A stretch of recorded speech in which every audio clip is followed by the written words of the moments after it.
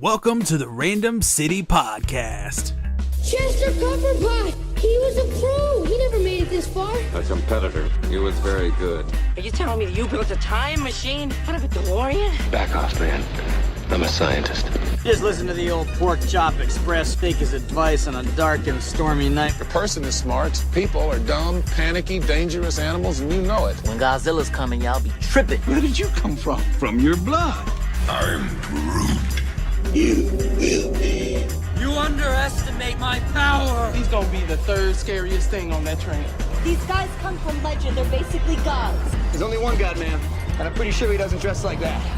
Hello, welcome back to the Random City Podcast. I'm Jimmy in Georgia, your host as always. And we're back today for September the 7th episode of the Random City Podcast. And it's time to get random. And I guess just as a fun aside, we'll say happy birthday to my brother Michael. Today is his birthday, so happy birthday, sir. And I say that knowing he will not hear this, but just because I can. I guess really, maybe the entire show today, to some degree, will be about Force Friday 2. Or Fail Friday 2, as I like to call it. I don't know. If you're a collector, you've been keeping up with the Star Wars stuff over the past few days. I think most people have had a poor experience yet again for the third year in a row with what should be a huge bonanza of sales for retailers across the nation. And yet, time after time, I see report after report of people like myself who go into a Target and walk out with absolutely nothing because they don't have anything. And that's just sad. I've got several questions about this, and I think I know the answers based on some things, but honestly, I don't in some ways either. And I'll start here. I don't think that it's the store's fault. Maybe it is. Maybe they've looked at the past 2 years or however long, and they decide, well, we only sell X amount of products, so we're only going to order X amount, and that's what they do. Maybe that's the case, but when they have, say for Target example, they have their weekly circular, their little flyer that goes out in the Sunday papers, and you can get them on the app and everything. It has Force Friday in there. It has the advertisement of their coupon they have, where you can get a gift card if you spend $50 or $100. There's certain products advertised in said flyer, and none of it is to be found at the local Target here. And in other Targets around the country. But then in certain Targets I've seen online, they have everything. So I don't know that it's up to the store. Maybe it is. I feel like, just based on the way people complain, that it's Hasbro's fault here. That maybe the store ordered 6 cases of 3 3/4 inch figures and 4 cases of 6-inch Black Series figures. And maybe Hasbro only sent them one of each. Because that's kind of what it seems like they've done in a lot of the stores around here. There's like, one, maybe 2 or 3 at best, if you're super lucky. I don't know. Target had nothing Friday on Force Friday. I mean, I say that. There was a couple Black Series figures that I wasn't excited about. I wanted Hera, Thrawn, and Luke mostly. The rest of them I honestly have. I'll buy them eventually because I want to complete my little dumb collection. But I wasn't really excited about another Kylo Ren or another Darth Vader or another Rey. I already have all those. Another Stormtrooper, which I already have literally like 3 copies of. And so it's like, don't care. I'll get them at some point, but don't care. So I tried there. I went to Walmart and I was able to find Hera, Thrawn, and Luke, but all 3 of the boxes were jacked up. Luke's got a big cut down the side. Hera and Thrawn have who knows what on the side that has their name. I don't know. It's just a big nasty looking smudge. Hera has some dents in the box, but those are the only 2 that I found here in the whole town. So I bought them. I wouldn't have otherwise. So of all the stores that I went to Target, didn't get anything. Went to Walmart, bought 3 items. Went to Best Buy, didn't buy anything. Went to the Disney store, didn't buy anything. And I'm sure there was one other Walmart in town I didn't go to. And then if I drove 30 minutes north or 35 minutes south, I could have gone to other stores. But I really just didn't care that much at this point, personally. But again, this whole thing, I feel like it's Hasbro's fault, just based on people's perception of Hasbro. It may not be, and maybe that, I understand that a lot of these stores have stuff on clearance still, and from Force Awakens, I was seeing pictures on Twitter of Constable Zuvio, still as a peg warmer 2 years later. So it may be the stores. I don't know. The other side of all this, on Force Friday, obviously, if you're jumped on there right away. You could order these things off of Amazon, which I don't care to do for the most part, just because they're more than likely going to have some damage to them because of the way Amazon puts them in the little box and maybe puts in a couple pieces of bubble and maybe not. So I didn't order anything from Amazon as far as these normal figures. However, I did order 2 exclusive figures from Amazon Thursday or early Friday morning, however you want to go about it.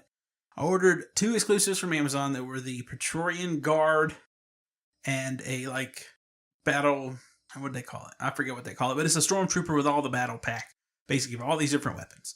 And then GameStop had a Supreme Leader Snoke exclusive, so I ordered that one.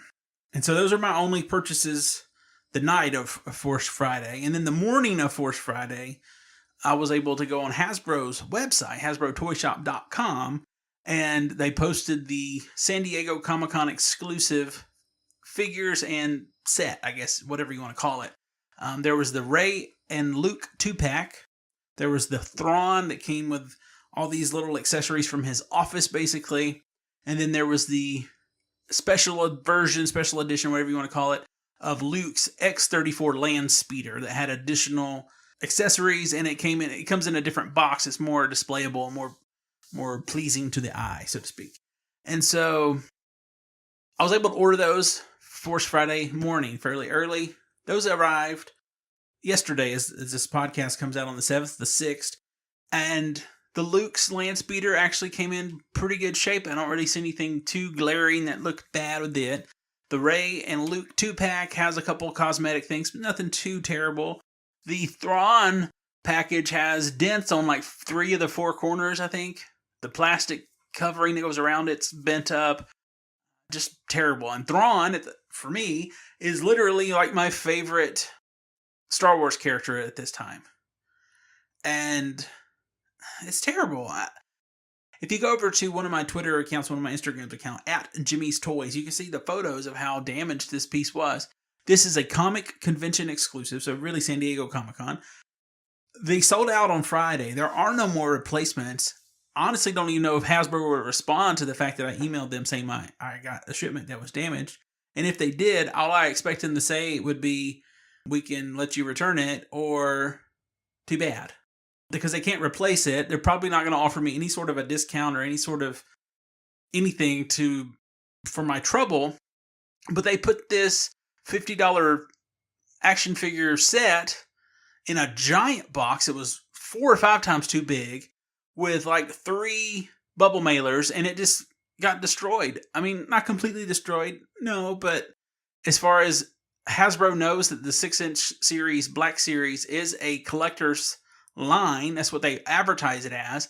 And this is a convention exclusive that is no longer available. And so in that fact, it's irreplaceable by the company. Yes, I could go and spend somewhere between $80 and $150 on eBay and buy another one, but I don't want to. I got it for the retail price of $50. And it's jacked up.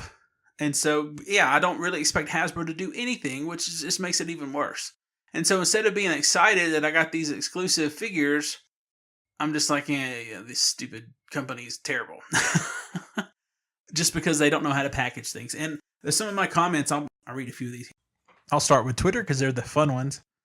Star Wars something at SW something, and that's Daniel, says, stupid Shaz Bazaar. Every time I see Thrawn, I think of that song now, LOL. If you're not familiar, over on Rebel Yell, the Star Wars Rebels podcast that Steve Glosson does in the Gulliverse, and there's some other guest hosts and co-hosts and things. Teresa Delgato, Eris Shonevice. Anyway, Shaz Bazaar is on there quite regularly, and back end of last year, it's been quite a while ago, Shaz made a parody song of somebody old, like Black Sabbath or something. I don't know. It was some song I'd never heard of, and he made the song Thrawn Aims to Kill. And so Shaz Bazaar responds to Daniel's tweet there, and it says, happy to give service, hashtag Thrawn Aims to Kill. And speaking of Thrawn Aims to Kill, I guess I'll throw a smidgen of that here in the background of the show for 15-20 seconds, maybe part of the chorus or whatnot. And then Christopher Lutz at C_Lutz1991 says, it was in my head the entire time I was watching the Thrawn Blu-ray bonus features. It's a great song. Actually, I really like it. I was listening to it, I think, when I was reading the book to some degree, Thrawn a while back, and I replied to Daniel and Shaz and said, that song is awesome. I cut out the song from the Rebel Yell episode and put it on my phone. And so that's the one you were hearing in the background there briefly. And so anyway, we'll go on over to the Instagram and read a few comments from some collectors there. Over on Instagram, at Jimmy's Toys, the post here has 4 images of the damage. And there's more damage, actually, than those 4. The 4 looked the best way to post it. C.S. Bellman on Instagram has a huge Star Wars collection. It looks like every single Black Series figure, accessory, vehicle, everything. And so if you want to check out an awesome Black Series collection on his Instagram, go to C.S. Bellman. He says, it's not a shock at all if you've ever ordered anything from Hasbro Toy Shop. I'm actually more shocked that they shipped it with an air pack. Normally it's just the item and an invoice in a box way too big. And there's another Jawa74 interacting here. Said he had never ordered from Hasbro Toy Shop. They must get a lot of complaints and returns per negligence in the packing department.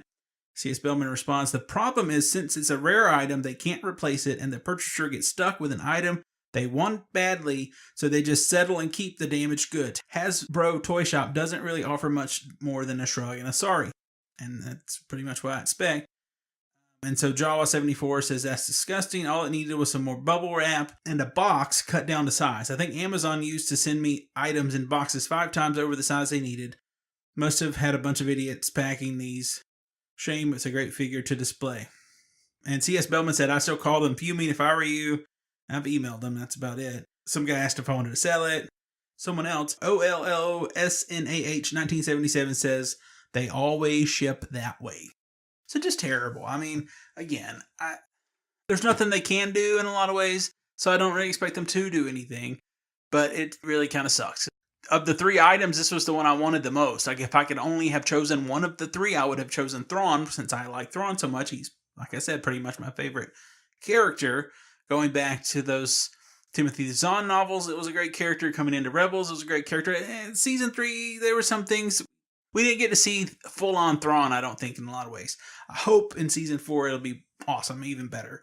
But the Thrawn novel recently I liked it. Again, I think I mentioned this before. It was kind of an interesting style, the way they did it, almost like a log of just jumping around from this point to this point to this point. But he was super intelligent. You could see how his brain worked.